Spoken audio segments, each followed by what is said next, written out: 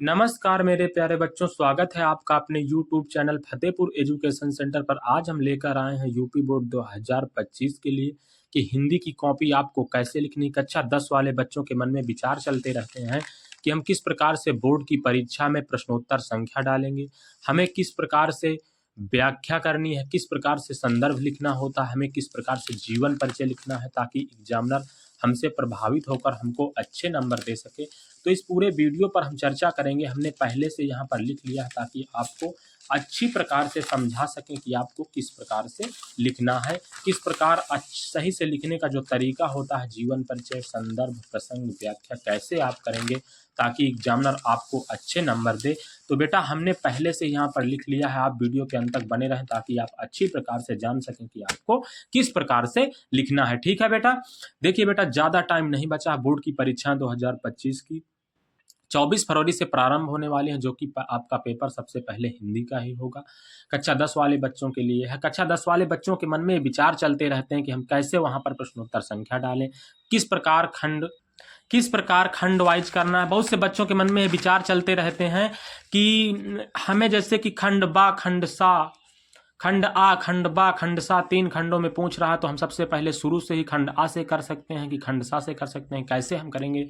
तो हम इस पूरे वीडियो पर बेटा चर्चा करेंगे। आप वीडियो के लास्ट तक बने रहेंगे तो आप अच्छी प्रकार से सीख पाएंगे। देखिए सबसे पहले आपको क्या करना है बेटा, ये बोर्ड की कॉपी है, आपको सही अभ्यास पुस्तिका। सबसे पहले आपको ये बोर्ड में इसी तरह की कॉपी मिलेगी, अपनी जो उत्तर पुस्तिका, आपको जो अपने उत्तर लिखने इसी तरह की कॉपी मिलेगी। सबसे पहले आपको बता देंगे आपको भरना क्या है। हमने पहले ही इस विषय में वीडियो बनाई है कि आपको किस प्रकार से भरना है। देखिए सबसे पहले बेटा यहाँ पर लिखा हुआ है कि केंद्र राज, यहाँ पर आपको ये निर्देश पढ़ लेने हैं। ठीक है, मैं आपका ज़्यादा समय नहीं वेस्ट करूँगा, ज़्यादा समय नहीं खराब करूँगा।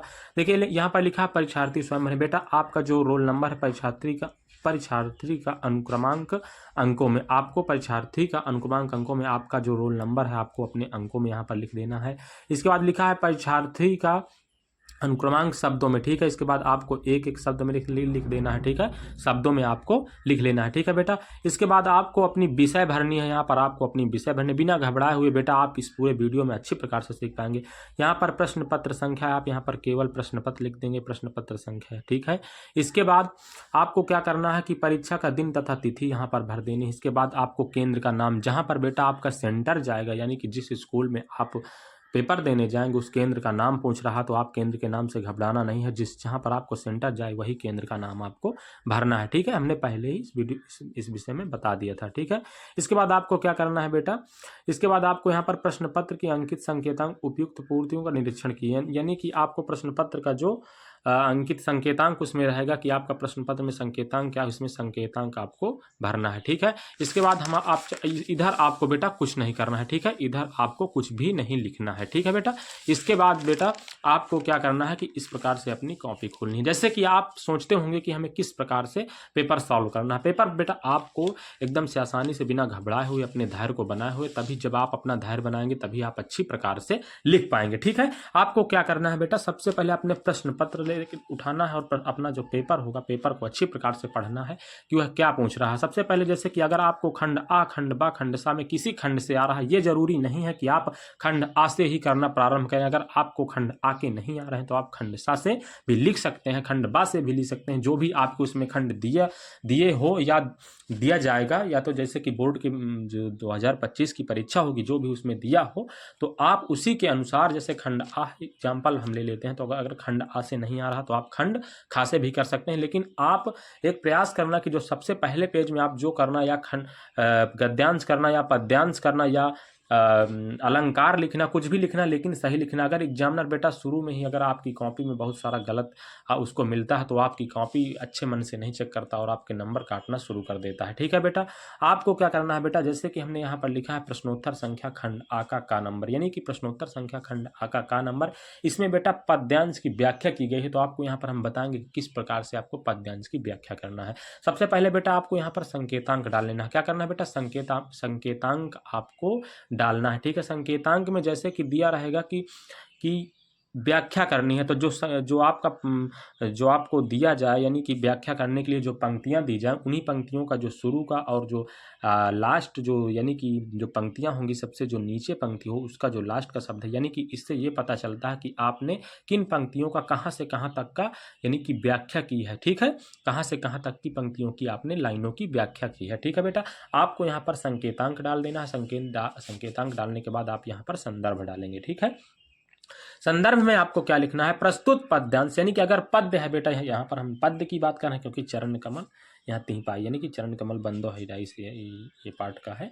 तो आपको यहाँ पर जैसे कि अगर पद्यांश है तो पद्यांश, अगर गद्यांश, अगर गद्य है तो गद्यांश। ठीक है, अगर पद्य है तो पद्यांश, अगर गद्य है तो गद्यांश। ठीक है, संदर्भ डालकर यहाँ पर आपको क्या करना है, प्रस्तुत पद्यांश हमारी पाठ्य पुस्तक हिंदी के पद्य खंड के पद नामक, यानी कि आपको जिस खंड से लिया गया हो, यानी पद्य खंड से लिया गया है। ठीक है बेटा, पद्य खंड से लिया गया है। तो क्या कह रहा है कि प्रस्तुत पद्यांश हमारी पाठ्य पुस्तक हिंदी के पद्य खंड से, पद्य खंड के पद नामक पाठ से लिया गया है या उद्धृत किया गया है या संकलित किया गया है। ठीक है बेटा, और अगर आपको अच्छे अंक, यानी कि आप इसको अगर और एक चीज़ बता देते हैं आपको बेटा, कि जैसे कि जो मुख्य बिंदु होते हैं उनको आपको क्या करना है, यहाँ पर स्केच से आप वहाँ पर या ब्लैक स्केच से लिखेंगे या ब्लू स्केच से। ठीक है, अन्य स्केचों का आप प्रयोग नहीं करेंगे। ठीक है बेटा, इसके बाद आपको क्या करना है, इसके नीचे लाइनिंग कर देनी है।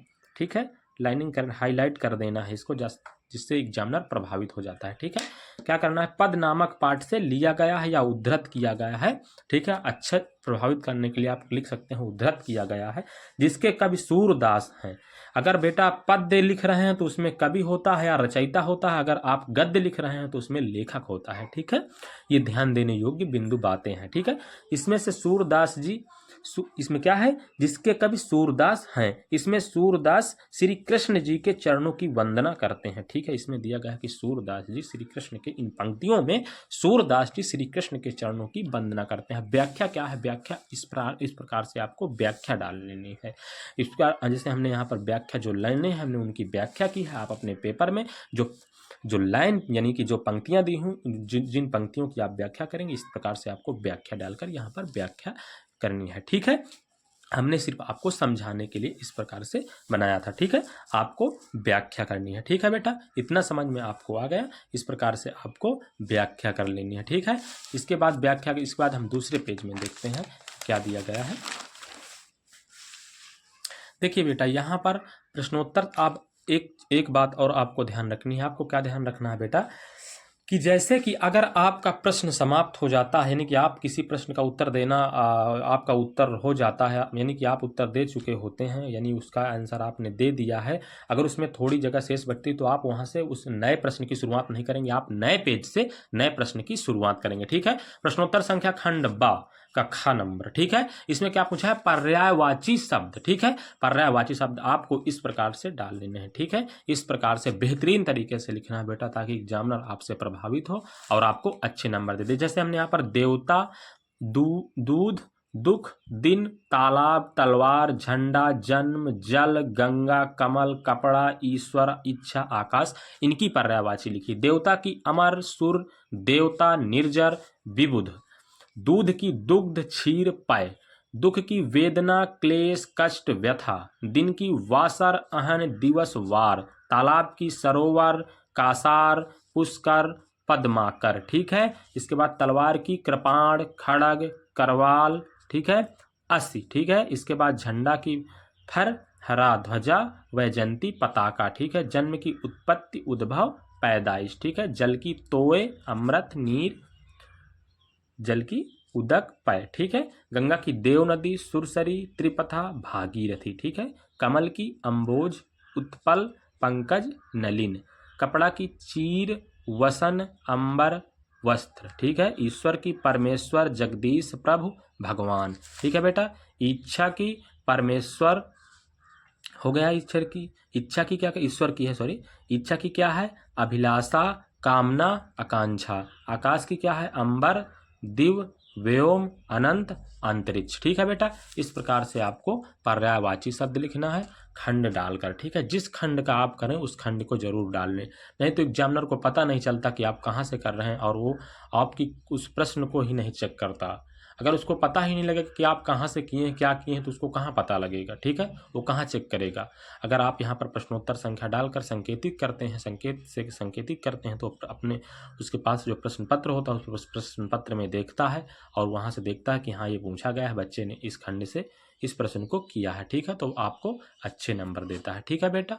इस प्रकार से आपको करना है। यहाँ पर देखिए, यहाँ पर प्रश्नोत्तर संख्या खंड बा का गा नंबर, वहाँ पर खंड बा का खा था, यहाँ पर खंड बा का गा नंबर। यहाँ पर समास पूछा गया बेटा, हमने एग्जाम्पल के लिए आपको समझाने के लिए लिखा। यहाँ पर क्या पूछा गया है, समास पूछा गया है, आपको समास लिखना है, ठीक है। यहाँ पर क्या बोले, द्विगु समास, क्या है, द्विगु समास। द्विगु समास क्या है, द्विगु समास क्या है, जिस समास का पूर्व पद संख्यावाचक विशेषण होता है तथा वह समूह का बोध कराता है, उसे द्विगु समास कहते हैं, ठीक है बेटा।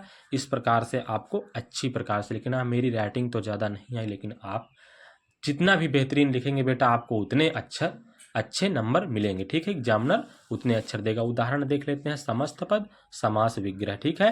नंबर 1 त्रिफला। इसी प्रकार से बेटा आपको लिखना, हमने आपको समझाने के लिए इतने बेहतरीन तरीके से लिखा है, ठीक है।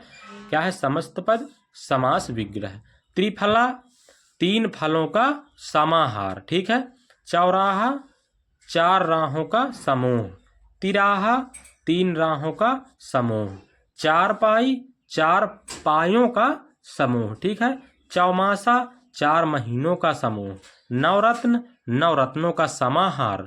त्रिलोक 3 लोकों का समाहार। इस प्रकार से बेटा आपको लिखना है बोर्ड की परीक्षा में। अब हम अगले पेज में देखते हैं कि क्या दिया गया है, ठीक है। आपको इस प्रकार से जीवन परिचय लिखना है। जीवन परिचय लिखने का हमने तरीका पिछले वीडियो में बताया है बेटा। जीवन परिचय अगर आप सबसे अलग ढंग से लिखते हैं, मुख्य चीज़ों को हाईलाइट करते हैं, तो उसमें मुख्य बिंदुओं को हाईलाइट करते हैं, दिखाते हैं अच्छी प्रकार से, तो क्या होता है, एग्जामिनर प्रभावित होता है, ठीक है बेटा। आपको क्या करना है, जैसे इसमें पूछा गया है जीवन परिचय, तो जयप्रकाश भारती का जीवन परिचय, तो यहाँ पर आपको जो मुख्य बिंदु है पहले इस प्रकार से एक डायग्राम जैसे बना लेना है और यहाँ पर दर्शा देना। जैसे जन्म जनवरी सन 1936 ईस्वी, जन्म स्थान मेरठ उत्तर प्रदेश, पिता रघुनाथ सहाय, शैली वर्णात्मक चित्रात्मक, मृत्यु 5 फरवरी सन 1905 ईस्वी को, ठीक है। इस प्रकार से हमने मुख्य बिंदु दर्शा दिए। अब आपको क्या करना है, यहाँ पर फिर लिखना है, बाल साहित्य के सफलतम साहित्यकार जयप्रकाश भारती का जन्म सन 1936 ईस्वी में उत्तर प्रदेश के उत्तर प्रदेश के मेरठ नगर में हुआ था, ठीक है। इनके पिता श्री रघुनाथ सहाय एडवोकेट मेरठ के पुराने कांग्रेसी और समाज सेवी रहे, ठीक है। भारती जी ने यानी जयप्रकाश भारती जी ने मेरठ से ही BA BSc तक अध्ययन किया। इनकी अनेक पुस्तकें यूनेस्को एवं भारत द्वारा पुरस्कृत हुई हैं, जैसे कि हिमालय की पुकार, अनंत आकाश, अथाह सागर, और यूनेस्को के द्वारा जो प्रकाशित हुई पुरस्कृत हुई हैं उनको विज्ञान की विभूतियां और देश हमारा देश, ठीक है। इस प्रकार से बेटा आपको बोर्ड की परीक्षा में अपनी कॉपी लिखना है, अच्छी प्रकार से लिखना है। पहले से प्रश्नोत्तर संख्या, और एक गलती नहीं करनी है बेटा, आप जिस भी प्रश्नोत्तर संख्या को डालें उसका उत्तर जरूर लिखें, उसको खाली ना छोड़ें।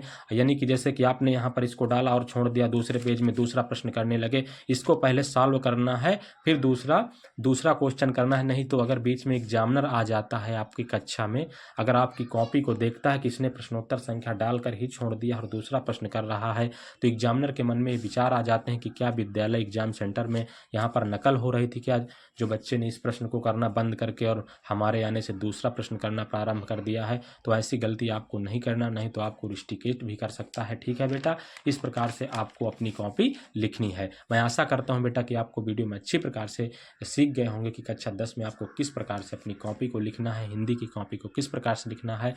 अगर हमारी वीडियो पसंद आई हो तो बेटा चैनल को सब्सक्राइब जरूर कर दीजिए। हम आपसे कुछ थोड़ी मांग रहे हैं, सिर्फ इतना ही तो कह रहे हैं, चैनल को सब्सक्राइब कर दीजिए और वीडियो को लाइक कर दीजिए। अगर वीडियो अच्छी लगे तो कमेंट जरूर कीजिए। धन्यवाद।